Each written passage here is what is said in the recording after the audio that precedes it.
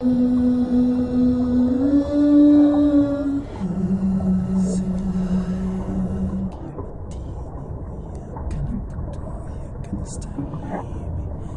una, y dos,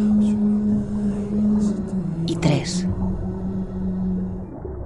y cientos de imágenes. Y pronto habrá millones de instantáneas, todas nuevas y todas repetidas, de una historia tan reciente como antigua, de la que todo se sabe y casi todo se olvida.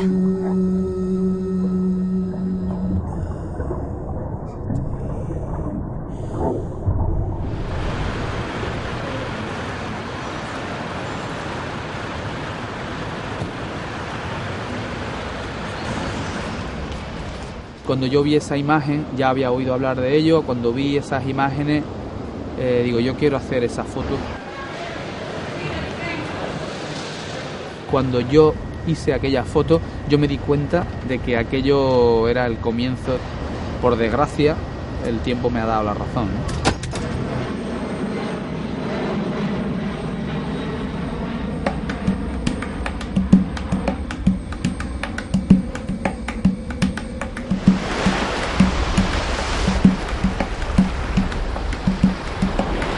Esta es la crónica de un viaje que comenzó hace casi 20 años y que aún no ha terminado. Con el tiempo han cambiado los nombres de algunos escenarios, pero el recorrido y sus protagonistas siguen siendo los mismos.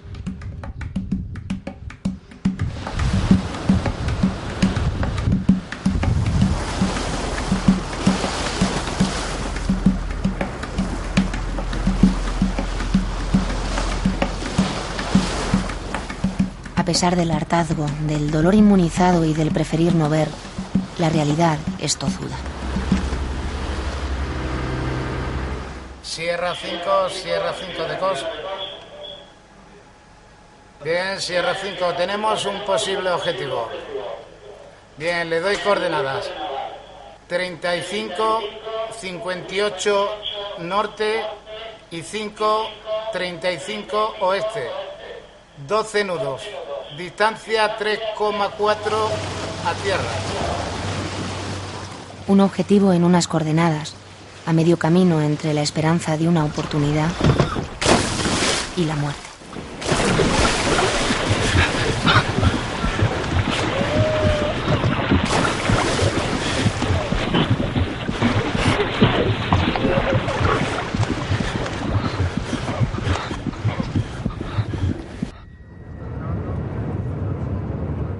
Fernando lleva años retratando esta cotidiana y dura travesía.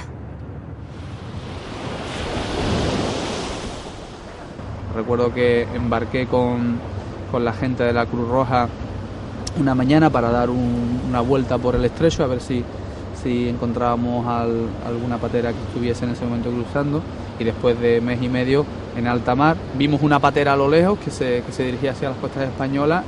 Nos acercamos a ella y hicimos todo el camino, que son se puede decir, las primeras fotos de inmigración que existen, ¿no?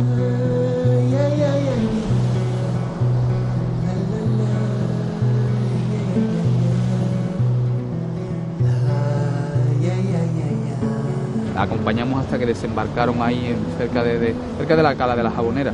Desembarcaron y era una embarcación de marroquí, y eso es del año 92. Desde aquel primer desembarco, frente al objetivo de Fernando han desfilado rostros y escenas de uno y otro lado de la frontera. Yo creo que es mi obligación. Nadie me obliga a mí a venir aquí, pero hay algo que te dice: ve y retrátalo porque esto va a cambiar mucho el futuro, ¿no? Y esto, sinceramente, creo que es historia, ¿no? De cómo empezaron a llegar esos primeros africanos, ¿no? A España en la historia moderna, ¿no? Llegaban así. Las mismas playas que han sido tantas veces testigos de la tragedia lo son hoy de su trabajo, en un intento más por conservar la memoria.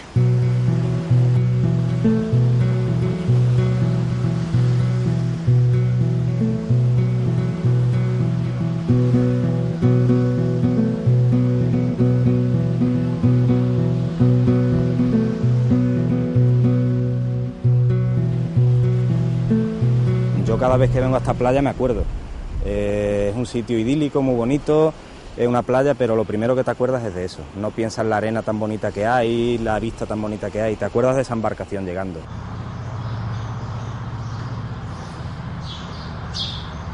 Tras cada foto, una historia, tan real como dolorosa. Donde a mí se me ha partido el alma ha sido con los niños. O sea, niños que porque han nacido a 15 kilómetros de donde estamos hablando tú y yo, que fíjate lo que te digo, Algeciras está a 22 kilómetros hacia el este, Cádiz está a 100 hacia el oeste y Tánger está a 15 kilómetros hacia el sur. Las huellas que ha ido dejando esta moderna odisea son el rastro que sigue este trayecto de ida y vuelta, en el que se confunden el ayer y el hoy.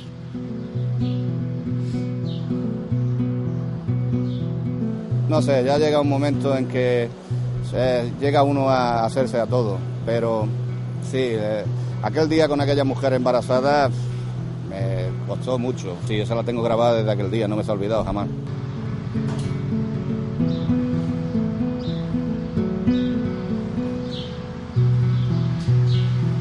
Yo creo que sí, que me ha cambiado bastante, me ha cambiado mucho.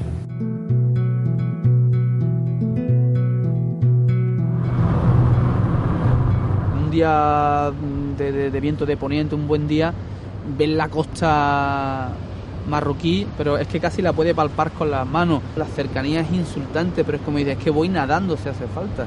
Luego cuando te metes en una embarcación y el mar dice, hola, aquí estoy yo, es otra historia. Como digo, cualquier marinero te diría que el estrecho es muy, muy, muy peligroso, ¿no? Radio 5, Todo Noticias, Andalucía.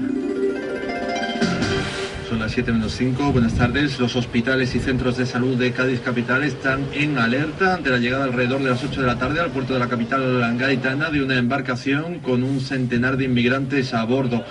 El estrecho, ese espacio en el que Europa y África casi se tocan, es la primera parada. Siendo remolcado por la embarcación de salvamento marítimo Certosa 18, auxiliada del helicóptero. La inmigración, todos sabemos que no entra por aquí, la inmigración entra por los aeropuertos con visados de turistas. Lo que pasa es que esto es espectacular, ¿eh? Esto es un show, ¿no? Atenciones a los indocumentados. Fue localizado cerca de Chipiona alrededor de la 1:30 de la tarde. Y en Cádiz, el Info ha dado por controlado el importante incendio de... Se han vivido momentos muy duros, muy críticos, con cadáveres, con naufragios, con niños pequeños, con embarazadas. Y especialmente, pues, no sé, recuerdo una vez que fuimos aquí detrás, en unos acantilados que hay, donde naufragó una patera. Y oíamos los gritos de socorro de la gente en el agua, la Guardia Civil allí en el agua tirado, todo el mundo tratando de rescatar algo, allí donde veía una sombra, para allí nadaba. Y poco a poco se iban apagando las voces de socorro y...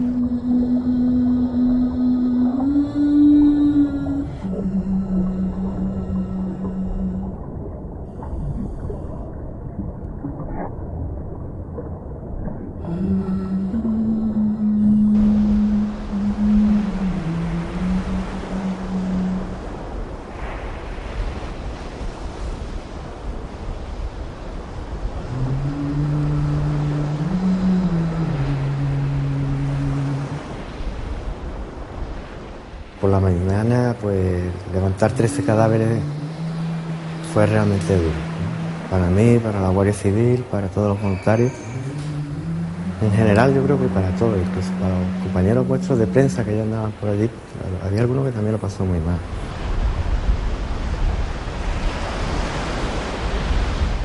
En los primeros días del mes de febrero del año 2001 se produjo un naufragio de inmigrantes.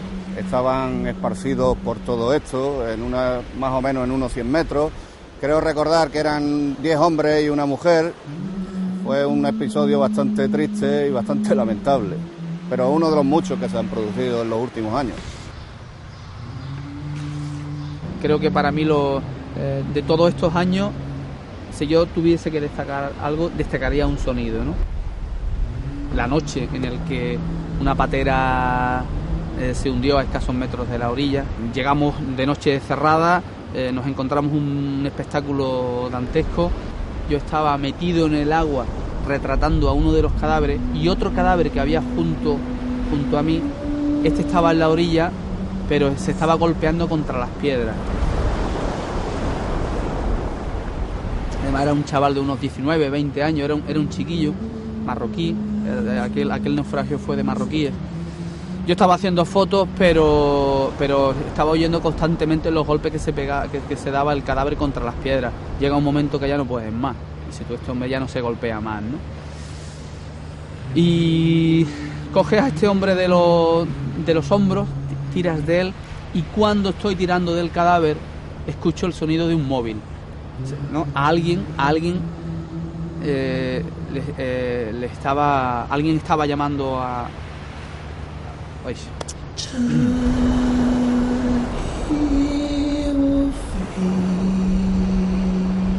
La primera reacción fue de miedo, me dio mucho miedo, ¿no? Me dio un miedo, de hecho solté el cadáver, reculé, me caí contra las piedras.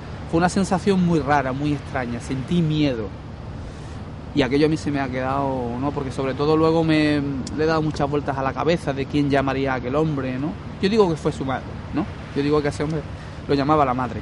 Estoy convencido. No tengo ningún dato, pero es que yo quiero que lo llamara la madre. Joder.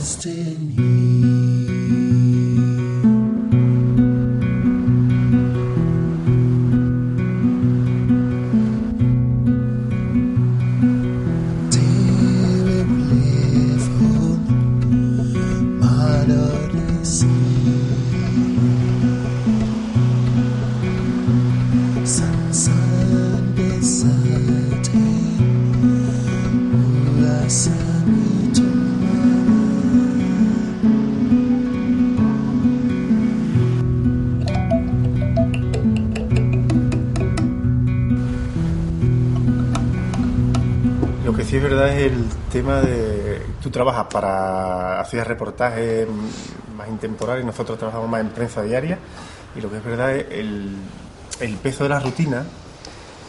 Yo notaba como en los medios diarios se perdía interés ante tragedias de este tipo, ¿no? Llegaba un momento en que al siguiente muerto ya no se le prestaba el mismo interés y apenas tenía relevancia en los medios. Y nosotros mismos, era una lucha diaria, eso pasa en los periódicos. Para nosotros lo mismo es 1 que 13. Sí, pero por desgracia la rutina... y aquí, por desgracia, es que había un momento que era rutina. Esa barbarie era rutinaria. Hoy, 10 ahogados. Ayer, 3 muertos de frío. Más los 5 del otro día que llegaron desfallecidos. O aquellos que desesperados bebieron agua del mar y se abrasaron. Nada se sabe de los desaparecidos. La lista de víctimas aumenta cada día, aunque ya nadie lleva la cuenta. Sin lutos oficiales ni minutos de silencio, los muertos se entierran. Mañana el periódico dirá de nuevo: la tragedia ha vuelto a repetirse. Hemos aprendido muchísimo de la vida, de todas las cosas, nos han abierto los ojos para muchas cosas. Ya no vamos tan lanzados como antes a por la foto o tal, o al zaire, venga, el trabajo, eso, no lo ves, ya ves. Y además, no sé si os pasaba a vosotros, que el trabajo, la vorágine de que estás ahí, de que lo que tienes delante, todo eso, por mucho que de vez en cuando parases y vieses lo que estaba ocurriendo y tenías la cámara que te protege, que te tapa un poco de todo eso y te mete en tu burbuja de ahí, de que estás en otro mundo, en otra cosa, pero al mismo tiempo después llegábamos a casa y era el momento de revelar, de escanear, de ver una por una esas fotos en el ordenador y de empezar a pensar y de empezar a enfriar ya a todo lo que se te pasa por la casa, esos rostros de esa gente, no solo de los muertos, sino de los vivos, exactamente. Los gestos, lo que decían, ahí era un momento de que te venías abajo un poquito, por lo menos para mí. Sí, pero lo que sí es verdad es que a pesar de la cantidad de días de trabajo duro y desagradable que nos hemos pegado, yo Me siento orgulloso de haber estado contando la historia esta de la inmigración aquí, ¿eh? Yo creo que merecía la pena contar esta historia. Estábamos ante uno de los sucesos más importantes que ha habido en España, ¿eh? Y todavía no ha acabado.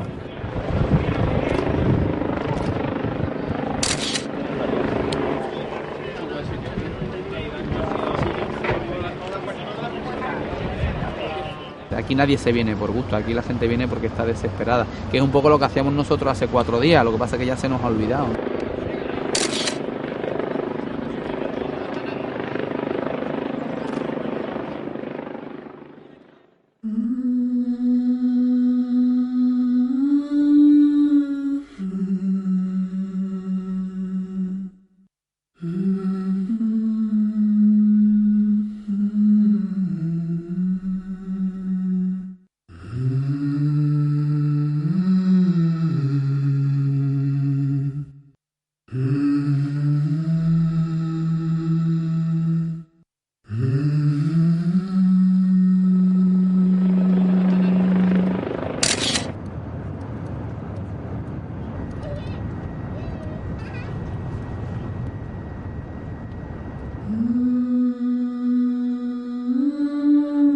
Cuando nadie los mira, se ven rostros nublados y sombríos, hombres errantes como sombras volteantes por vegas y campos.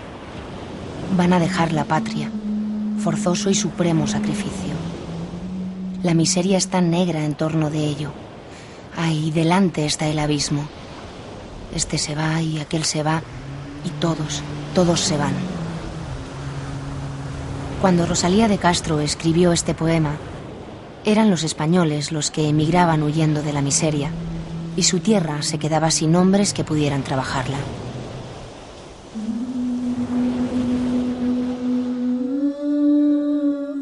Tienes, en cambio, huérfanos y huérfanas y campos de soledad, y madres que no tienen hijos e hijos que no tienen padres. Y tienes corazones que sufren largas ausencias mortales, viudas de vivos y muertos que nadie consolará.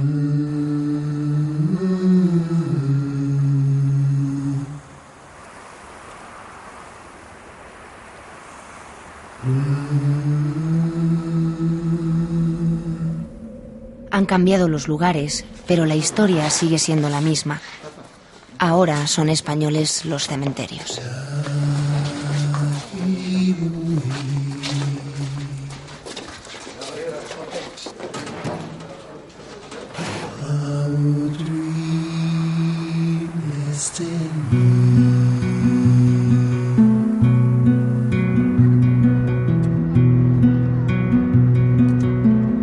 Con el tiempo, las lápidas de los que no tenían nombre perdieron también las letras.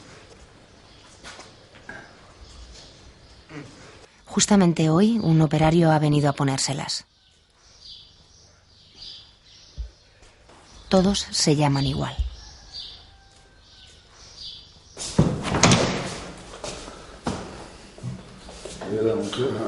O sea, aquí hay todavía uno de los de Ronda, que va a hacer pues 2 años y medio, casi 3 años. En octubre haría 3 años. Uh-huh. Bueno, ¿y cómo es que permanece aquí? Este se tenía que haber enterrado cuando enterramos los 12 aquí en los barrios. Ajá. Se tenía que haber enterrado, pero había salido la identificación. Lo que pasa es que habían salido como con 2 nombres distintos. Ajá. Y la juez quiso esperar hasta que se investigara cuál de los nombres era el cierto. Eso fue lo último que tú me comentaste, ¿verdad? Y ya se sabe, tenemos la orden de enterramiento, pero lo que no sabemos es dónde enterrarlo. Claro. ¿Cuándo hiciste el primer viaje llevando cadáver? Porque yo recuerdo que llevabas incluso ropa de los fallecidos para... Sí, eso fue en el año 99, la primera vez que nosotros, cogemos una patera. Yo creo recordar que eran 16 muertos en esa patera. Pues hasta entonces se enterraban aquí, prácticamente nadie lo identificaba. Entonces pensamos que, a lo mejor una solución lógica era buscar a las familias para que ellos decidieran.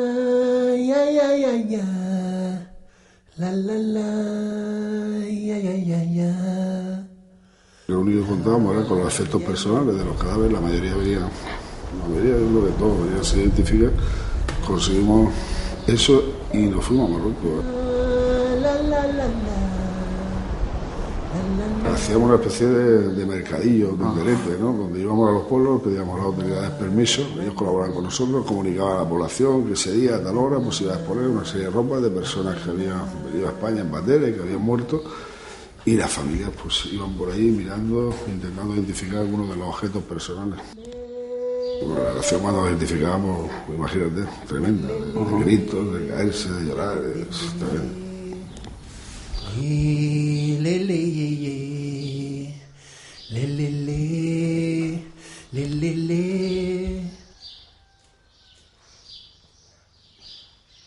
Bueno, voy a hacer una foto.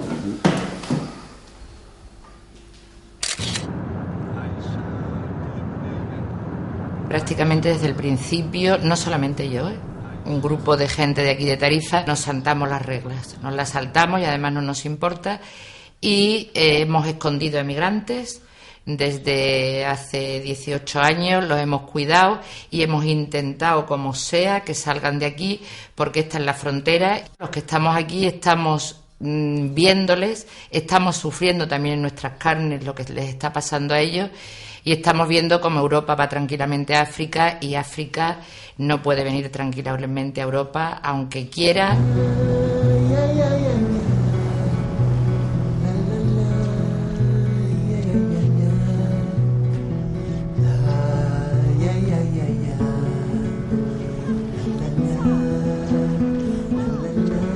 Está permitido fumar a bordo de este buque. Gracias. Ladies and gentlemen, we remind you that smoking is not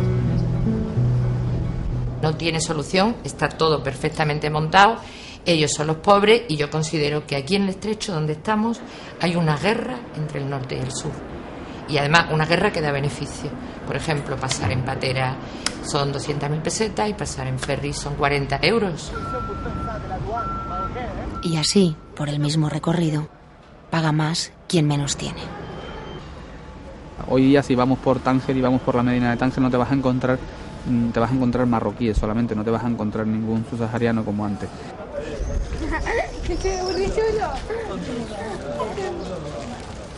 El Tánger que yo conocí, creo recordar que la primera vez que yo vine aquí para retratar el tema de la inmigración, estamos hablando del año 95, la primera vez que yo vine a Tánger, ya la Medina toda la Medina y todas las pensiones de la zona estaban atestadas de inmigrantes, de mucho marroquí también, que pasaban más desapercibidos, y del África negra también estaban atestadas.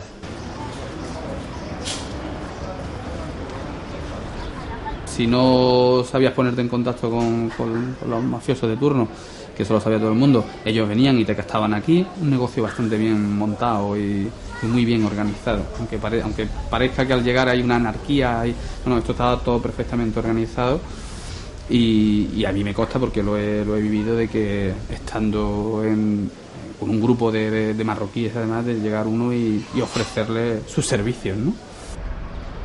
Regarde-moi. Je suis étudiant à la faculté de médecine. Je suis arrivé jusqu'à la dernière année. Voilà, moi j'ai quitté Congo, c'était depuis 2002. J'ai pris les bateaux de Congo-Brazzaville, la République centrafricaine, Kadouala au Cameroun, jusqu'à la frontière du Nigeria. On a passé Bénin, Togo, on a passé Burkina Faso, Mali. J'ai pris les voitures qui passent par les déserts du Sahara, Algérie, et j'ai passé par Oujda et je suis arrivé ici au Maroc. Pour moi, parce que moi j'avais un peu d'argent, j'ai passé au moins, parce que je quittais octobre 2002, je suis arrivé au Maroc novembre 2003. J'ai passé une année, 1 mois. Normalement, prenons par exemple en cas quand on collabore avec le Médecins sans frontières et ils ont le droit d'assister les immigrés. La majorité des subsahariens qui arrivent ici, ils arrivent dans des conditions très mauvaises.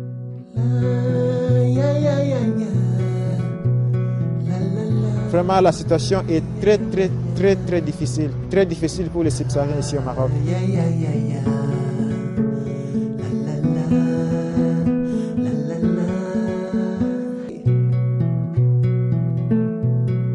Les gens sont fatigués, les gens sont désespérés. Devant cette situation, ils n'arrivent pas à dire non. Ils disent, advienne qui pourra. Si je vais mourir, je m'en fous. Si je vais arriver, je m'en fous. Si peut-être ici au Maroc, il y avait un peu de travail, de boulot, les gens peuvent travailler, rester un peu tranquilles. Les gens peuvent, ils peuvent quand même résister à dire que non, moi je ne peux pas partir dans les pateras. Parce que vous imaginez qu'aujourd'hui, les pateras, il y a un convoi de pateras qui part. Il dit que non, voilà, dans les pateras, il y a peut-être 50 personnes qui étaient mortes. Mais demain, on organise encore une autre patera. Mais les gens veulent toujours partir. C'est pourquoi? C'est parce que les gens sont fatigués, sont désespérés. C'est ça.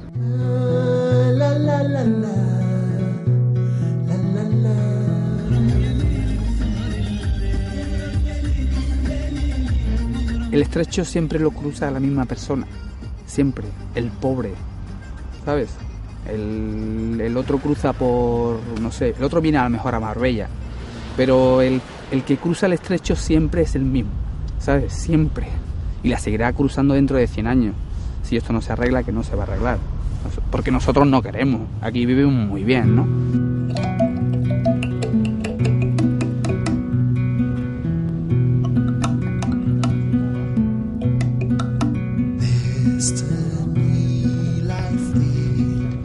El viaje de Fernando entre Europa y África, entre el presente y el pasado, continúa. Si con todo lo que ha pasado aquí yo no lo hubiese retratado, yo no tendría esa desfachatez. Yo soy fotógrafo de prensa. Primero fue el Estrecho, después Ceuta y Melilla, y luego las Canarias. Y siempre en la otra orilla, al otro lado de la valla, África. Pueden cambiarse muchas cosas, pero no la ubicación geográfica.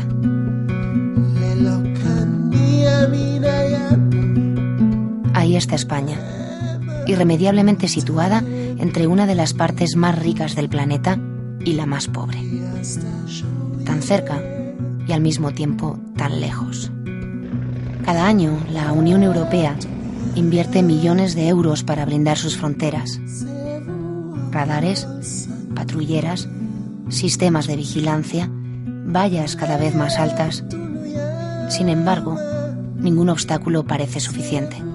La gente está deseando venirse, ¿no? Eso es el 90% de las personas, sobre todo hablo de hombres y jóvenes, ¿no? El 90% está deseando de tener una oportunidad y venirse para acá, ¿no?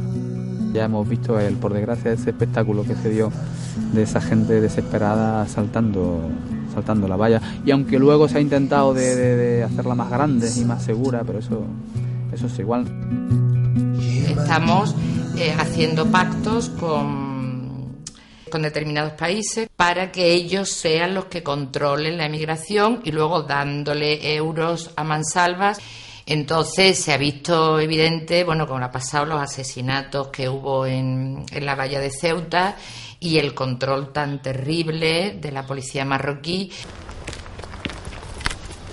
La primera vez que yo voy al campamento de Calamocarro, en Ceuta, es en el año 97, pero estuve como cerca de un mes. Estuve la primera vez en Calamocarro, no tuve ningún problema con nadie. Durante años, a aquel campamento en Ceuta llegaban los que cruzaban sin papeles la frontera con Marruecos, hasta que se crearon los centros de internamiento. Hasta que en el año, creo que recordar, en el 2001, que fue cuando se cerró, desde el año 97 al 2001 fui sucesivamente y yo percibía de que aquello se iba enquistando y se iba complicando. La última etapa de Calamocarro hubo, creo que en el año sobre el 2000, hubo puntas de unas 3.000 personas en un pueblo, ¿no? El mismo lugar. La misma plataforma.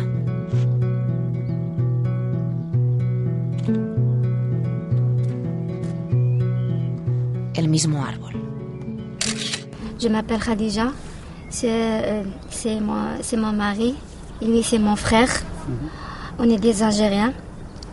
On est ici depuis mars et on est entré au CT le 5 avril parce qu'on a beaucoup de problèmes en Algérie, pas de travail. Par exemple, moi j'ai pas de famille, mon père est mort, ma mère est morte.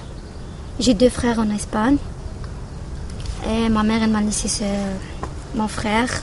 Je m'occupe de lui. Je suis mariée, ça fait presque 1 an. Mon mari n'a pas les moyens. Il ne travaille pas. On est ici, on est cité bien, on mange, on dort, mais on ne sait pas quand est-ce qu'on part en Espagne. Bon, on ne sait rien. On sait pas quand est-ce qu'on parte. C'est tout. Un espacio de nadie en un tiempo enrocado, detenido entre un hoy que no es y un mañana que se resiste a llegar. Je veux bien un enfant parce que je suis seule et il me aide pour rester en Espagne et tout ça. Je veux bien que mon enfant vive en Espagne. Il a tout le droit pour travailler, pour vivre bien. Je veux pas mes enfants qui vivent comme moi. Je veux la belle vie pour mes enfants.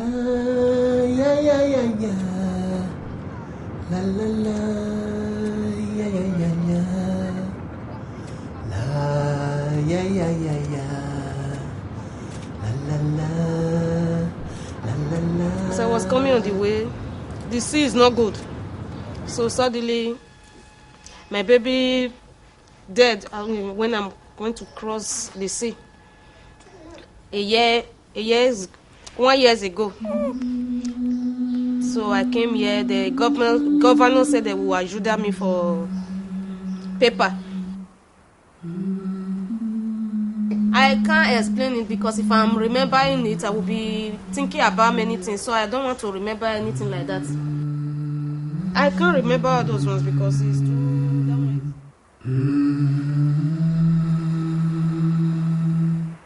El 19 de abril de 2005 llegó una embarcación semirrígida con inmigrantes.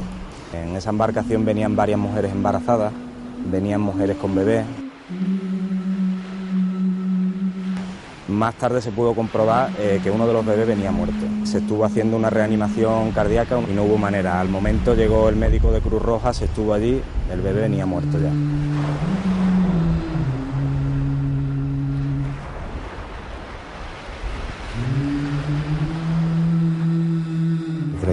El niño muerto en sus brazos y no lo sabía. Y claro, ese día habían llegado otros tres lactantes. Uno se trasladó al hospital por una hipotermia severa, otro con una hipotermia moderada la tratamos aquí, y el fallecido, claro, le habíamos quitado a los niños, las 3 madres. Luego no sabíamos cuál era la madre del fallecido, no sabíamos cómo decírselo. Fue un momento realmente duro. Así que sacamos fotos a los críos y al cadáver y ella se fue dando cuenta poco a poco, pero luego una vez que vio la realidad no entendía, no sabía por qué, ahora que había llegado. Es muy duro, ¿no? Para ella. Lo dejan todo, dejan una familia, dejan... El día siguiente fue el entierro del bebé aquí en Tarifa, pues una cosa que tienes que ir, porque te sientes moralmente ligado a ella ya. La madre creo recordar que era Aicha Ibrahim, y el bebé era Job Ibrahim, Job, esperanza en inglés, esperanza truncada a llegar a esta costa.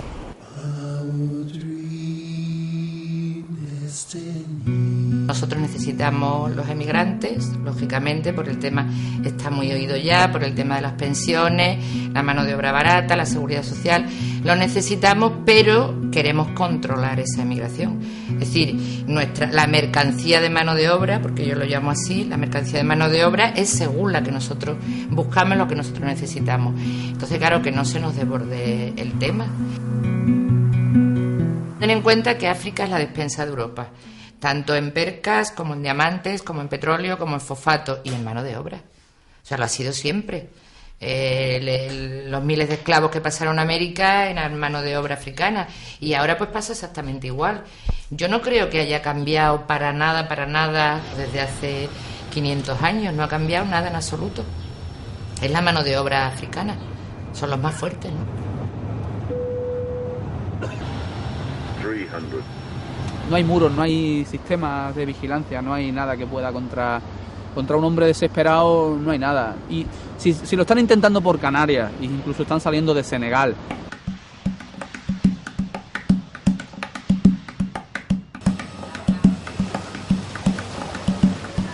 El lunes fueron 11 los ahogados enfrente de Algeciras. El martes, 9 cuerpos llegaron empujados por las olas hasta las playas de Fuerteventura. El miércoles, al acercarse el guardacostas, volcó la barca y desaparecieron 15.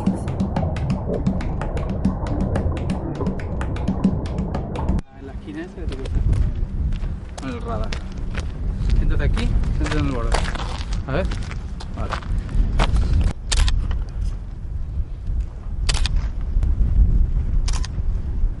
El faro de la Entallada, al principio cuando empezaron a llegar las pateras, fue un punto de referencia para los africanos que venían a las Islas Canarias. Se guiaban a través de este faro para poder lograr la llegada. Es lo que hizo que Fuerteventura desde un principio recibió bastantes inmigrantes subsaharianos. Al principio eran 80 kilómetros de aquí a Marruecos. La distancia ahora que separa las islas de Tenerife y de Gran Canaria para los inmigrantes que no están procediendo de Senegal, pues tendrían que recorrer, si vienen de Senegal, 600 kilómetros para llegar a Mauritania y de Mauritania más de lo mismo para llegar a Tenerife y a Gran Canaria.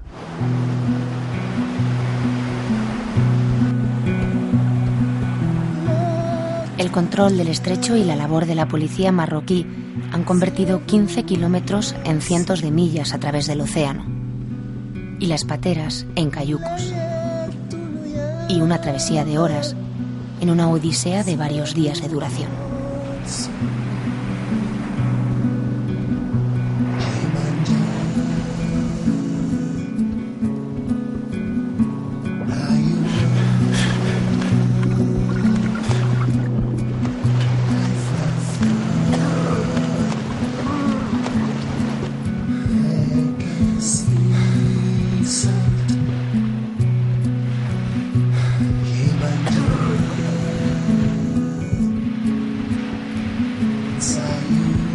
Cuando he tenido la suerte de presenciar un desembarco en directo, pues la gente cuando llega a tierra es un poco como la culminación de la muestra de... Bueno, es que en realidad llevaban años soñando con poner físicamente, ¿no?, el pie en Europa, ¿no? Entonces esa sensación ellos explotan, ¿no? Y explotan de muchas maneras, riendo, llorando, corriendo, rezando.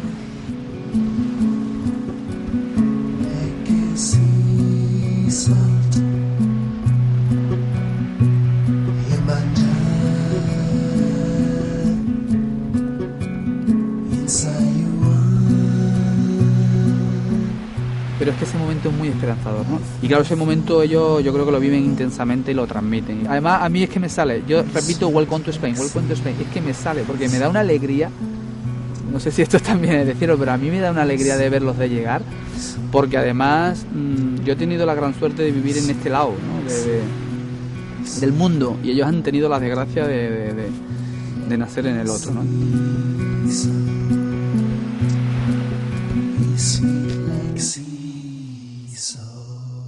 El efecto llamada para mí no existe, es el efecto hambre, efecto necesidad. Que los que digan hoy por hoy que ha habido un efecto y llamada después del proceso de normalización, que se acerquen a África y que hagan la pregunta a la orilla del mar, sobre todo a los que quieran emprender el camino para España, a preguntar quién ha regularizado, quién es el presidente de España y qué es el efecto de llamada. Eso no existe. es la necesidad que hace que la gente cojan un cayuco y se trasladen a las islas para después irse a la península.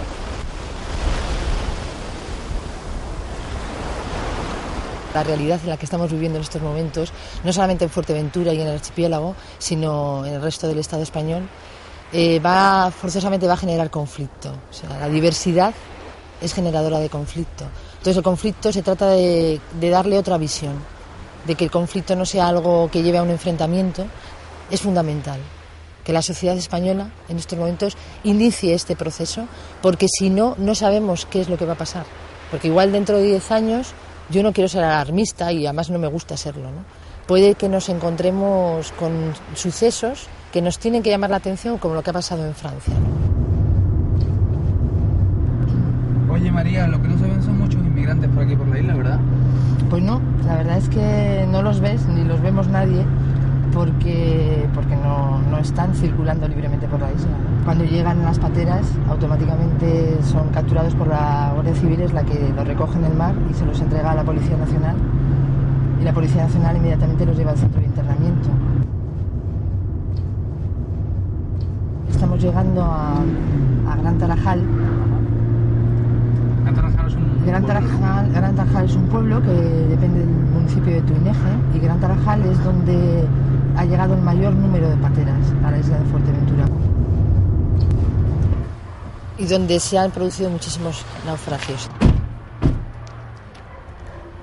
Bueno, estos son de los 3 primeros que se enterraron del 2001, ahí tienen la fecha. Luego tenemos 2 más por allá, pero estos aparecieron ahí, creo que son, no estoy muy seguro, pero creo que son de los que aparecieron en el Aceitún. Subsaharianos son, según tengo entendido, son todos, excepto uno que decía que sí era marroquí. Y esa que me dice la chica, pero también es subsahariana, creo. Y en total hay 61. Del 2001 al 2005, que fueron 3 en octubre. Los últimos que se enteraron, gracias a Dios, de momento. Esperemos que no sean más. Hay 61 enterrados.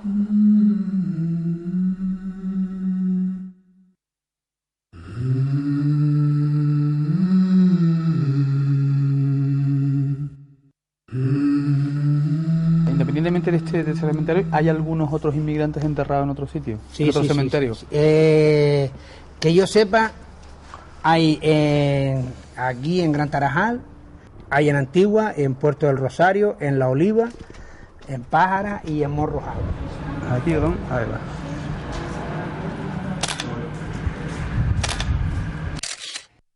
¿Y de esos 61, todos los ha enterrado usted? Con ayudas del sepulturero de Antigua y algún compañero de aquí del pueblo. ¿Sabes? Que no es que los haya tapado yo solo. Pero es duro, amigo, es fuerte. Llegas aquí, estás acostumbrado, sí, entierras 1, 2. Como mucho, yo los he enterrado del pueblo 4 en el día, 3 aquí en Gran Tarajal y 1 en Tuineje.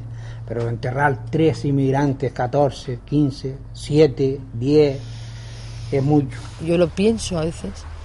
¿Cómo se verá esto, ¿no? ¿Cómo podemos hablar nosotros a nuestros hijos de lo que ha pasado aquí, de estos muertos, ¿no? Que están enterrados ahí, que los vamos a seguir viendo ahí, que van a estar ahí? ¿Qué explicación le vamos a dar? ¿Cómo vamos a contarles esta historia, que es la nuestra también y la de ellos? El lunes fueron 11 los ahogados enfrente de Algeciras. El martes, 9 cuerpos llegaron empujados por las olas hasta las playas de Fuerteventura.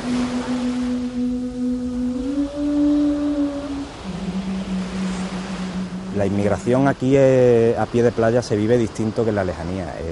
Aprendes mucho de esta gente. Cuando llegan todos bien, pues bueno, te alegras por ellos porque lo importante es que lleguen vivos. Siempre tendrán oportunidad de intentarlo otra vez porque es su sueño.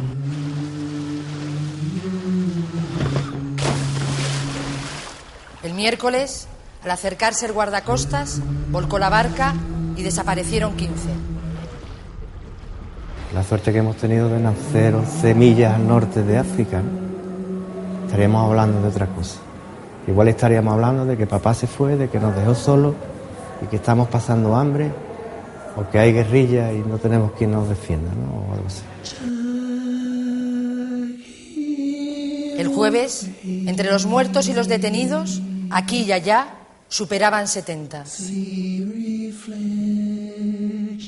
No hemos decidido dónde nacer, que se nos permita al menos decidir dónde desarrollarnos y también quizás dónde morirnos.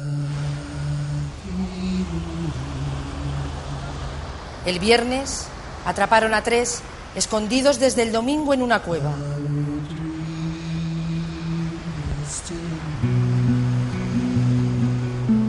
Yo cuando oigo los informativos se me ponen los vellos de punta con lo que está ocurriendo ahora, porque fíjate, llega la presentadora y dice un cayuco con 200 emigrantes llega. Luego inmediatamente se conecta con el enviado especial en Mauritania, ¿no?, que ve cómo están preparados los cayucos para que pasen. Entonces a mí se me empiezan a poner los vellos de punta cuando digo, bueno, pero ¿qué estamos haciendo los europeos? ¿Los estamos viendo en el viaje de la muerte? ¿Los estamos viendo justo cuando salen para esperarlos cuando llegan a la mitad porque los demás se quedan en el camino? Pero ¿hasta dónde puede llegar nuestra locura, no?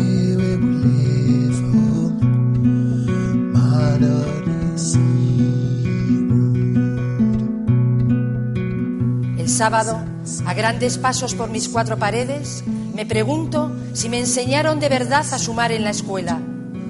La matemática viaja muy confortable por los confines del sistema, pero no sabe resolver este enigma tremendo. Ha sido siempre una lucha entre el deber y entre la persona y lo que dice la ley y lo que es la persona, pero siempre los que hemos prestado servicio aquí y los guardias lo hemos tenido muy claro. Por encima la persona, después la ley, pero primero atenderlo, y es la persona. Encenderle una candela en la playa con lo que hemos podido, intentar traerle comida, eso es lo primero. Y después ya hacer lo que haya que hacer, porque no son delincuentes, son inmigrantes. Y vienen buscándose la vida.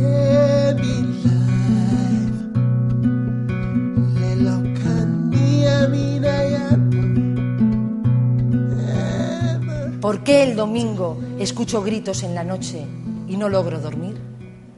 El lunes empezamos otra vez. Esta es tu casa, esta es mi acogida, a toda la gente doy la bienvenida.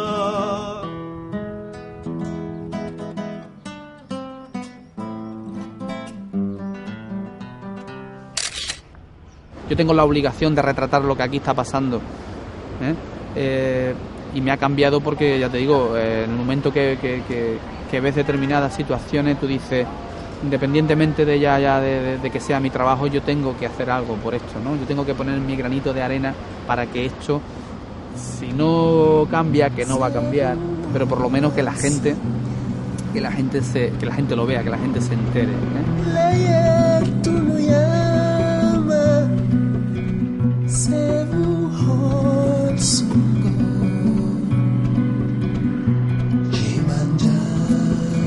A mí me gustaría que mis fotografías valiesen para cambiar algo, pero no valen para nada.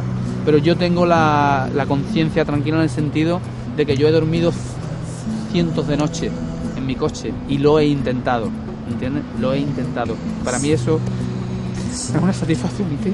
Joder. Uf.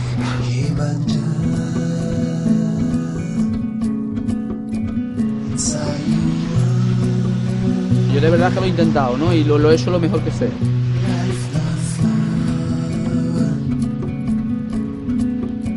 Sierra 5 de Cosmos. Bien, Sierra 5, tenemos un posible objetivo.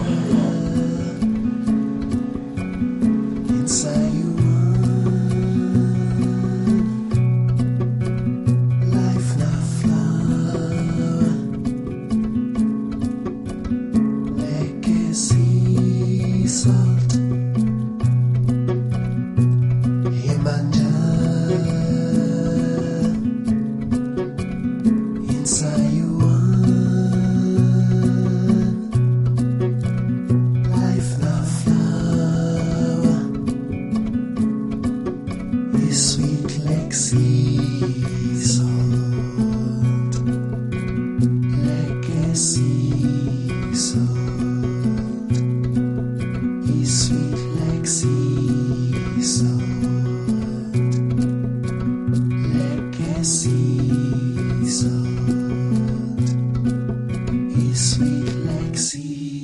Hicimos todo el camino, que son se puede decir, las primeras fotos de inmigración que existen, ¿no?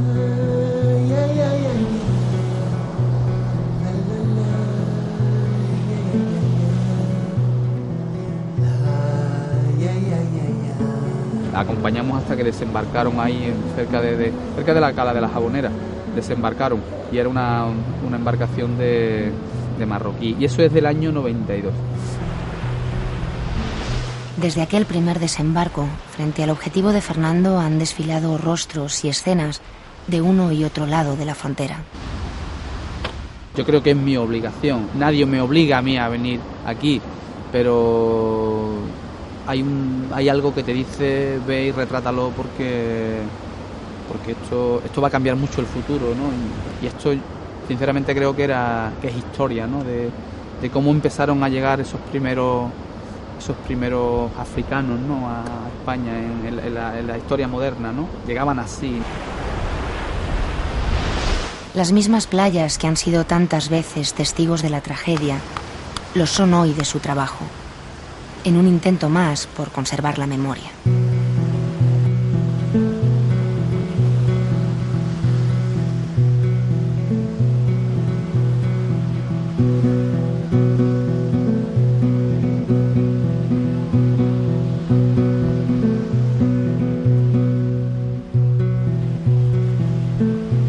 Cada vez que vengo a esta playa me acuerdo. Es un sitio idílico, muy bonito, es una playa, pero lo primero que te acuerdas es de eso. No piensas en la arena tan bonita que hay, la vista tan bonita que hay, te acuerdas de esa embarcación llegando.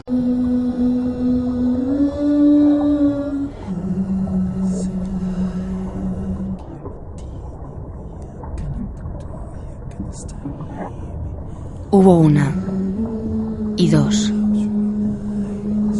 y tres. Y cientos de imágenes. Y pronto habrá millones de instantáneas. Todas nuevas y todas repetidas. De una historia tan reciente como antigua. De la que todo se sabe y casi todo se olvida.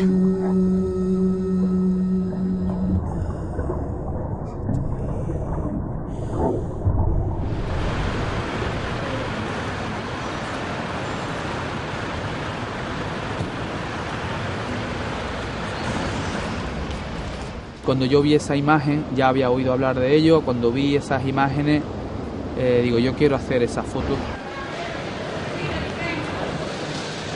Cuando yo hice aquella foto, yo me di cuenta de que aquello era el comienzo. Por desgracia, el tiempo me ha dado la razón, ¿no?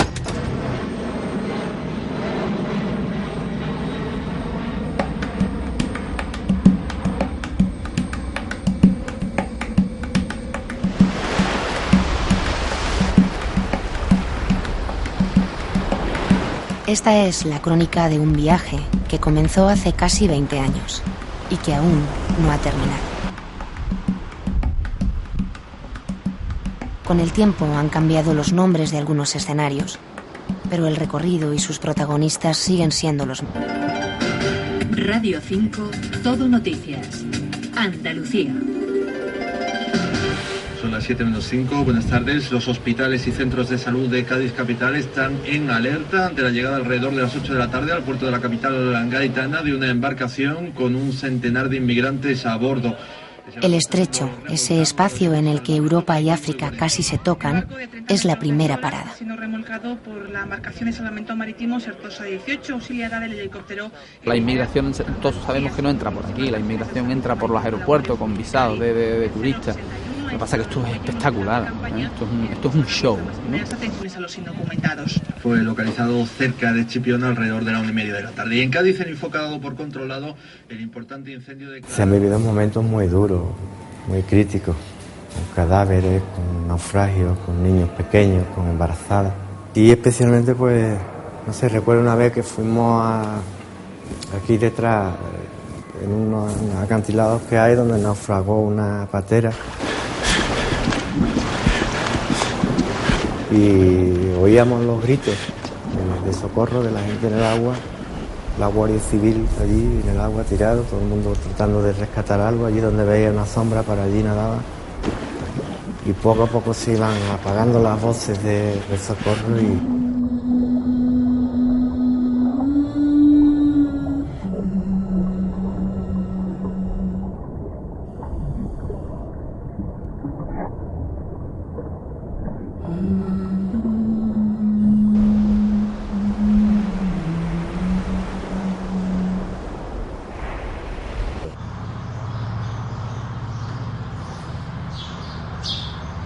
Tras cada foto, una historia, tan real como dolorosa. Donde a mí se me ha partido el alma ha sido con los niños. O sea, niños que porque han nacido a 15 kilómetros de donde estamos hablando tú y yo, que fíjate lo que te digo, Algeciras está a 22 kilómetros hacia el este. Cádiz está a 100 hacia el oeste y Tánger está a 15 kilómetros hacia el sur. Las huellas que ha ido dejando esta moderna odisea son el rastro que sigue este trayecto de ida y vuelta, en el que se confunden el ayer y el hoy.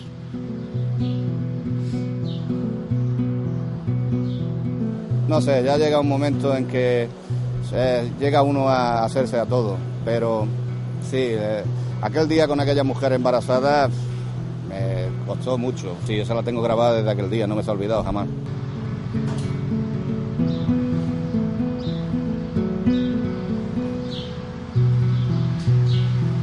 Yo creo que sí, que me ha cambiado bastante, me ha cambiado mucho.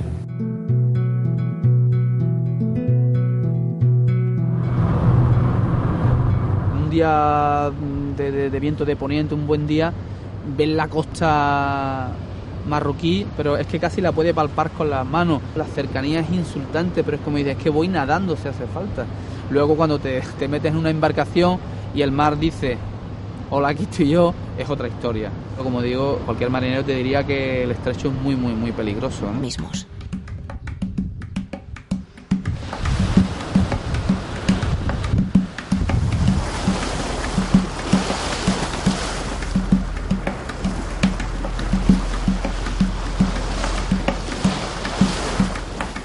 A pesar del hartazgo, del dolor inmunizado y del preferir no ver, la realidad es tozuda. Sierra 5 de COS. Bien, Sierra 5, tenemos un posible objetivo. Bien, le doy coordenadas.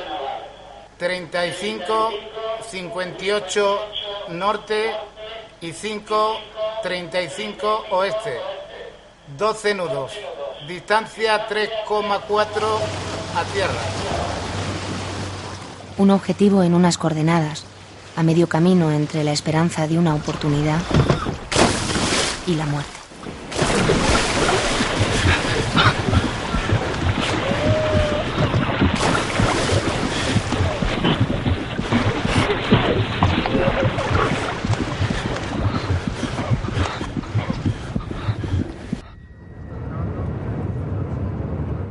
Fernando lleva años retratando esta cotidiana y dura travesía. Recuerdo que embarqué con la gente de la Cruz Roja una mañana para dar una vuelta por el estrecho, a ver si encontrábamos alguna patera que estuviese en ese momento cruzando, y después de mes y medio en alta mar vimos una patera a lo lejos que se dirigía hacia las costas españolas, nos acercamos a ella y